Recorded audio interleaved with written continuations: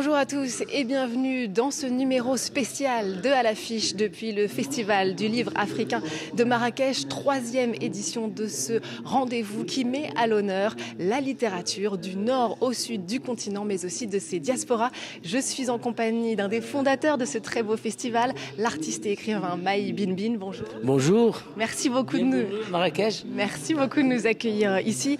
Alors le Flamme, c'est 3 jours de table ronde. On en entend une juste derrière nous en ce moment même. Il y a aussi des rencontres avec des écrivains, avec des intellectuels, des concerts, des expositions. Tout ça se passe au centre culturel de Djema El Fna, les étoiles de Djema El Fna, tout près de la célèbre place du même nom. Alors Maï, on est chez vous, ici, au Maroc, ici, à Marrakech. Dites-nous un peu quel est l'objectif de ce festival. Alors, l'objectif de ce festival, c'est connaître nos voisins africains. C'est surtout ça. C'est la 3e édition. La première édition, ça a été la naissance. Et on a commencé avec un prix Nobel de littérature pour la leçon inaugurale. Jean-Marie Gustave Leclésio, excusez du peu. Qui est toujours d'ailleurs le président d'honneur du festival. On l'a pas lâché, hein. Il est président à vie. Puis la 2e édition, il fallait transformer l'essai, il fallait confirmer. Et là encore, on a réussi à inviter 45 écrivains. Et la leçon inaugurale, on l'a confiée à Souleymane Bachir Diagne.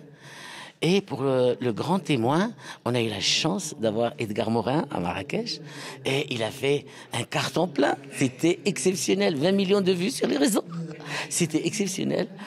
Et là, la 3e édition, le Flamme 3, on a décidé de donner la voix aux femmes, mettre la femme en avant. On va en parler ensemble dans quelques instants. Alors vous l'avez dit, 20 millions de vues sur les réseaux sociaux. Le Flamme a aussi accueilli l'année dernière pas moins de 8000 visiteurs. C'est un gros succès. On peut retrouver des auteurs confirmés, évidemment. Rachid Benzine, Mohamed Mungarsar, Dorsi Rougamba.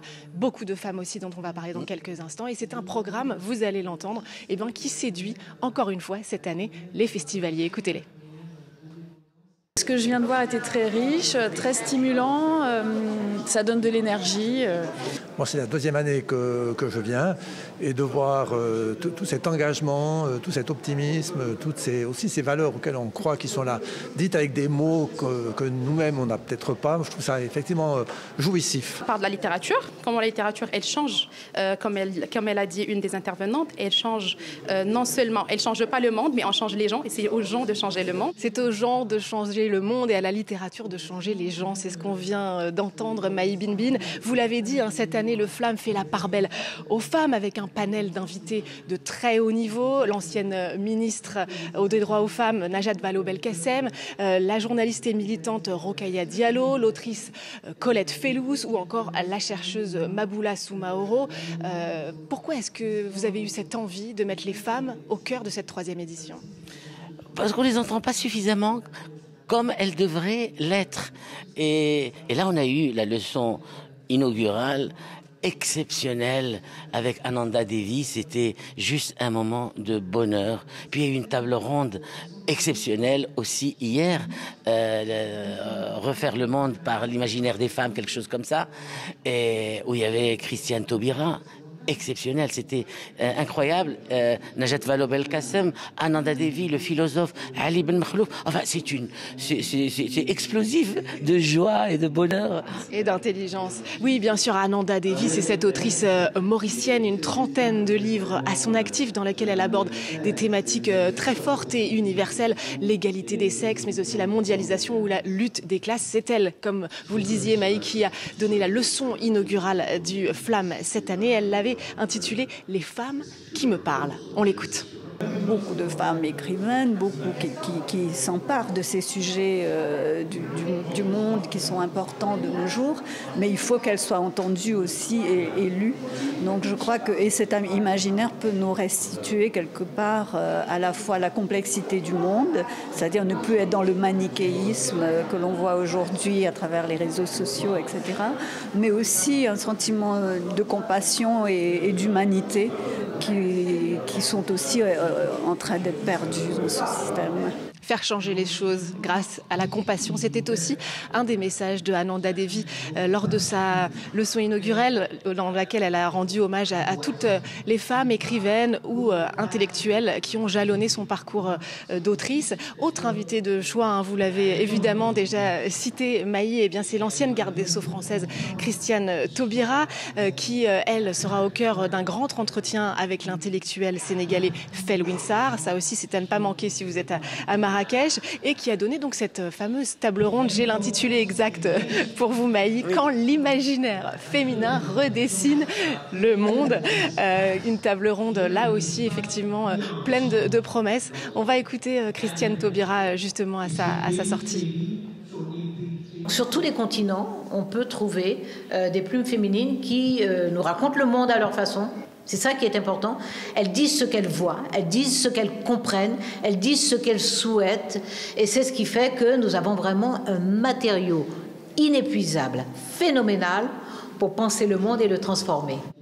Maï, pourquoi est-ce que Christiane Taubira vous est apparue comme peut-être l'invité d'honneur idéal pour cette 3e édition? Parce que c'est une grande conscience mondiale, hein, et nous sommes très très honorés. Déjà, elle a accepté sans trop savoir où elle allait. Nous sommes encore un jeune festival, mais on a réussi à la convaincre, et elle nous fait la joie d'être le grand témoin avec Felwine Sarr, qui nous amène un peu l'atelier de la pensée à Marrakech.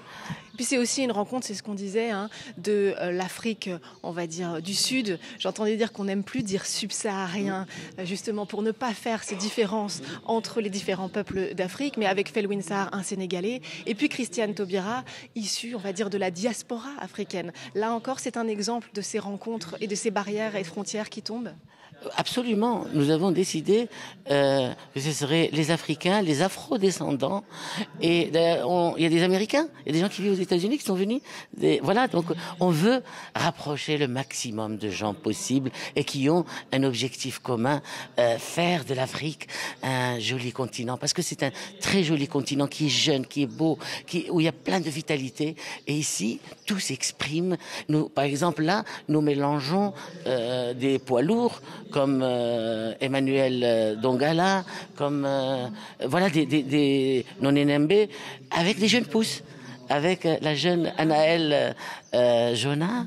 Qu'on connaît bien à France 24, elle travaille avec nous. Ah oui, elle travaille avec vous, mais elle est géniale cette fille. Et le Fallet, la jeune aussi. Voilà, donc mélanger, passer le flambeau, et c'est ça le Festival du Livre de Marrakech. Et avec des thématiques plus intéressantes les unes que les autres, hein, l'afroféminisme, la pensée de Frantz Fanon ou encore l'Afrique à l'heure de la mondialisation. Vous, Maï, je crois que vous allez animer une table ronde, ça s'appelle la littérature comme lien universel. Dites-nous un peu plus. Je ne vais pas l'animer, je suis invité comme auteur. D'ailleurs, je viens de publier un roman qui s'appelle La nuit nous emportera. Et d'ailleurs, j'ai fait la guerre pour ne pas être présent. Je ne peux pas être président du festival et m'inviter.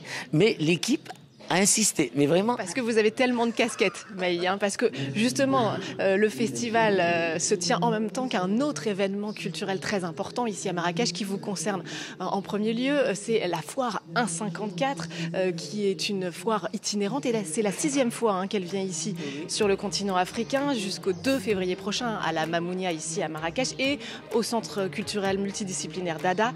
Une occasion unique, encore une fois, d'aller découvrir toute la richesse artistique du continent. Maï, vous êtes aussi exposée là-bas en tant qu'artiste.